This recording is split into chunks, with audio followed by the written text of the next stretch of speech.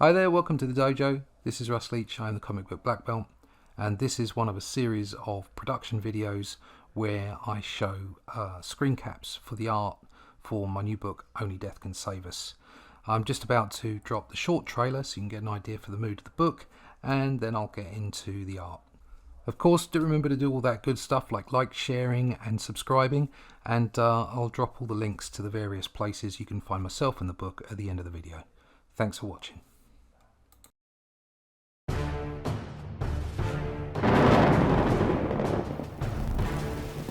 Only Death Can Save Us is a Bronze Age-inspired cosmic fantasy romp, bringing together action and pathos as the ancient elemental known as Death leaps from his ethereal retirement to help a young soul protect her loved ones, a world, and even existence itself.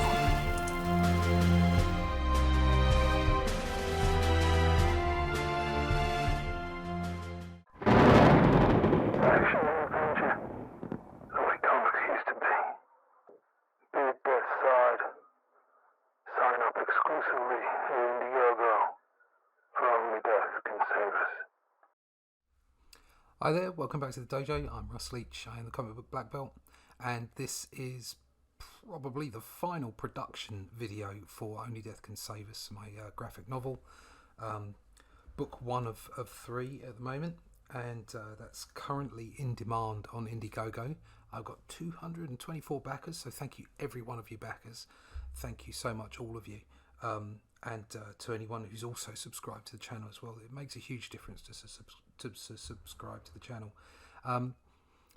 I've done a whole bunch of videos about the writing, production, the inception of the story, thumbnails, penciling, inking, colouring, all kinds of stuff about the book, because I had to do all of the heavy lifting myself.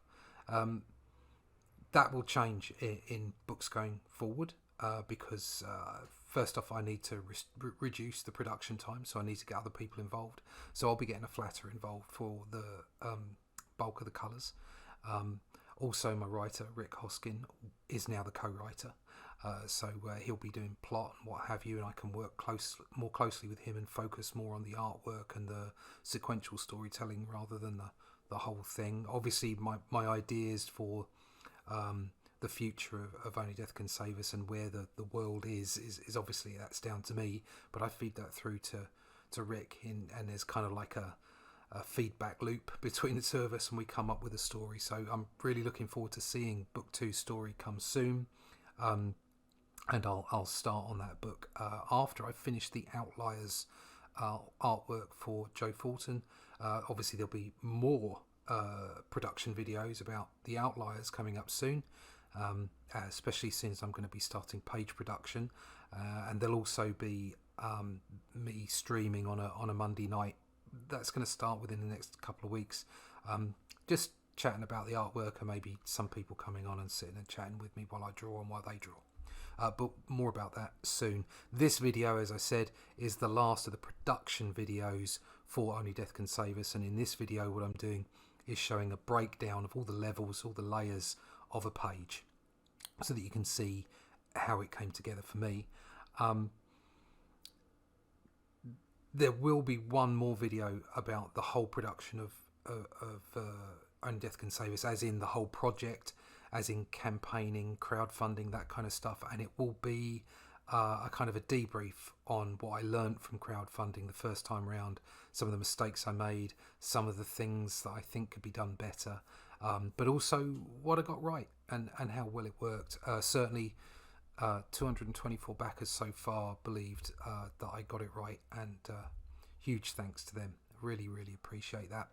And we'll be seeing where Only Death Can Save Us is going to go next. So for this video, let's get on with the production. So I've got a little video going on here, and I'll start that off. And as you can see, here's the thumbnail. So that would have started off as a sketch. When we talk about thumbnails, the traditional way of doing them is they're down at a small size, maybe sort of the size of a trading card. That's why they're called thumbnails. And you flick in, I suppose, like stick figures and what have you, just to get everything where you want it to be. being able to do things digitally means that I can do it at a larger scale. So I shrink the page down, I flick in the details, and then I expand it up. So it's the actual page that I'm going to work on, just reduced within the window. And that makes it easier for me to transfer the energy that I'm getting in the thumbs all the way through the sketches and into the final pencils. You used to have to, like, you know, if you were going to do that kind of thing, if you were going to do a fairly comprehensive thumbnail, you'd maybe blow that up on a photocopier and lay it down in your light box and then trace over the top of it as to, you know, roughly where all the proportions were of the page. So that it just takes out some of the in between faffing about while you do it digitally. So this is effectively the thumbnail, and then I can move on to where I flick in the anatomy. So I want to make sure that the anatomy perspective, all those kind of all the underpinning of the page is correct. And then once that's done, then I can lay down finished pencils over the top of that. I can zoom in a little bit on that. You can see how those pencils worked. I was really pleased with this page, but the way that the story worked out, and this actually happened after we'd edited with text, I realised that it actually needed an extra panel to make it work with the following spread. So what I did was I put in an extra panel at the bottom of the page, and this was just to illustrate the landing really post action, so that it goes into the next page and doesn't confuse the reader. And I think it helped. It also helped to position everybody in the right place for the next page, which is the big spread. If anybody's read the book out there, hopefully you have, you'll know that there is that one double page spread, and this positions everybody just right. Then we go into the inks. These are all digital inks. I did some pages in traditional, and I'll be doing a lot more in traditional as we move forward. I've really got my head around the style that I want now, so I'll be leaning less on digital processes. I'll keep penciling digitally because that works for me. It as I was saying earlier, it kind of takes out some of the faffing from what you're doing with pencils, like photocopying your own drawings and repurposing them and that kind of stuff. You can, you know, draw what you need to do, and if you need to resize it or whatever, you can. And then what I'd do is print out blue lines and ink over the top of that. Then we have 3 layers of colour. We've got flats. There you go, there's the flats. And then what I do is just to keep these colours quite simple, it's kind of retro looking, I put the flats in, and then I put some highlights in and some low lights. So there's 2 highlights. There goes the shadowing and the low lights in there. So this sort of body of shadow, which is what dictates, or within the colours themselves, it's what dictates the light source. Obviously, I'm looking at the inks for that properly, and have that in mind when I start the drawing of the pencils. But you put those low lights in, then you put the highlights in over the top, and then there's a second set of highlights which are really the highlights. They're the little shiny bits that get picked out that make the colours just come alive that little bit more. But like I say, I want to keep, for this particular book, I want to keep it very simple, very retro, and so I only have those 4 layers to work with. So that's why it's going to be so much easier to have a flatter come in, flat the whole book, and then I can go in and put the highlights, the lowlights, and the final flashes in on that final pass for book 2 and 3. The covers, I'm going to have somebody else colour them. Mike Summers coloured the first cover, which I was really, really pleased with. And I'll have him, if he'll agree, of course, I'll have him colour the other covers as well, because I want to give it that same look, because he did such a good job with it. And obviously, once all the colours are laid down, then you go to putting the text on. Well, I do this in Photoshop. I know a lot of people out there will scream at me for doing it in Photoshop, but I really like using the Photoshop text tools. And then what I do is I simply pull the bubbles up via the shapes in the marquee tool in Photoshop, and I fill them in, and then I warp them as I need for the speech bubbles. or speech balloons, whatever you want to call them. And for the other panels, they're nice and easy. They're just squares. Fill them in. I give the layer key line around them, which isn't too. It's not perfect. It's not pixel perfect, but that's great because I like it. For this, certainly for this particular book, I like it. I like the fact that it's not perfect. It has got a perfect line. And obviously by warping those bubbles the way that I want them, they give a more, I suppose they give a more traditional feel to them, because they're not perfect bubbles. I'm not just going to lay an oval shape down and then slap the text in the middle of it, because that doesn't work. You want to make sure that the text, first of all, flows from the characters, obviously moves the story along, but also fits in a design, from a design perspective, the way it looks on the page, the positioning. That's very, very important. I am not a letterer by trade. That's not what I do. But I have got a design background and felt that I could do this book justice. If it was to move on and become really successful, then I think I'd probably, it would make sense for me to go and get a letterer, so that I'd have a full-time colorist and letterer on the book. But I'm not there yet. So in order to bring my production time down, I will have a flatter, and we'll see where that takes me in the next book. So that's about it. So like I say, I just wanted to take you through as the final production video, just take you through all the layers, all the segments of the page, and how they came together for me. What I did was I went through on several passes. So for instance, I lettered the book initially over the pencils, and then sent that out to the writer and the editor so that I could get feedback on that and how that worked. And it also meant that if I didn't quite get it right as far as spacing was concerned, I hadn't already inked it and then done things that I just didn't need to do, or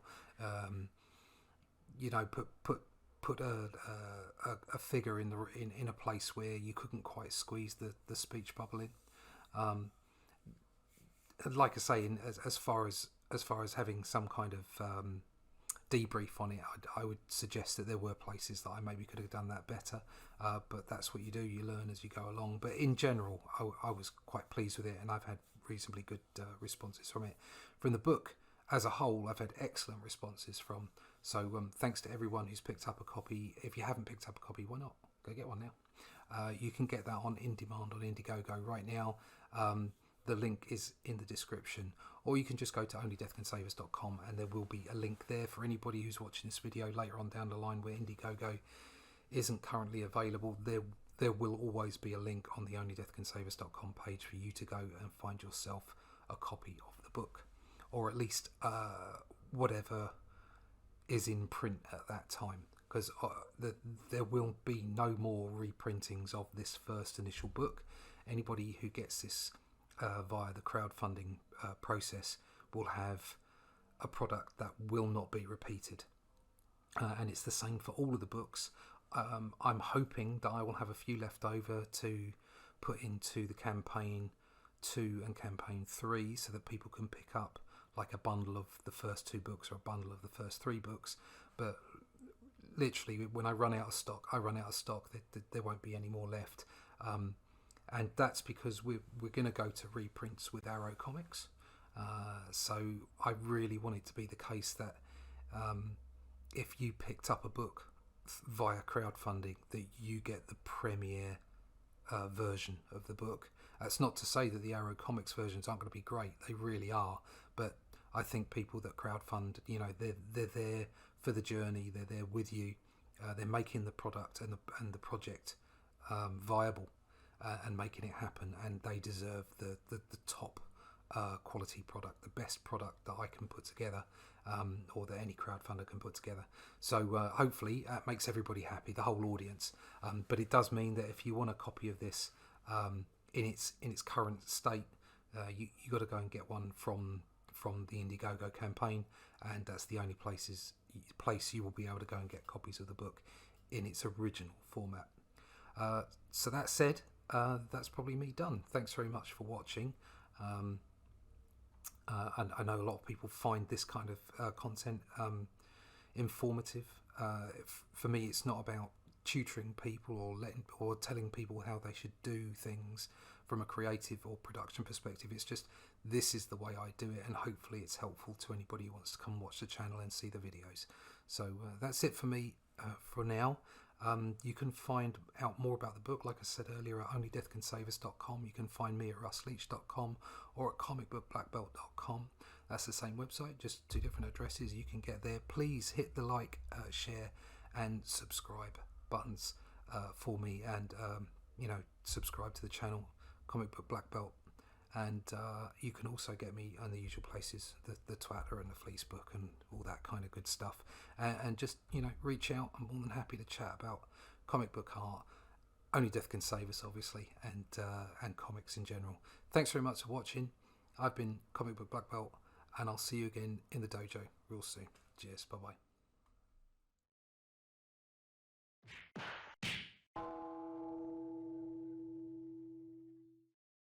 Thanks for watching Comic Book Black Belt. If you've enjoyed the content from this video, please like, share or subscribe, and come over and follow me on Twitter.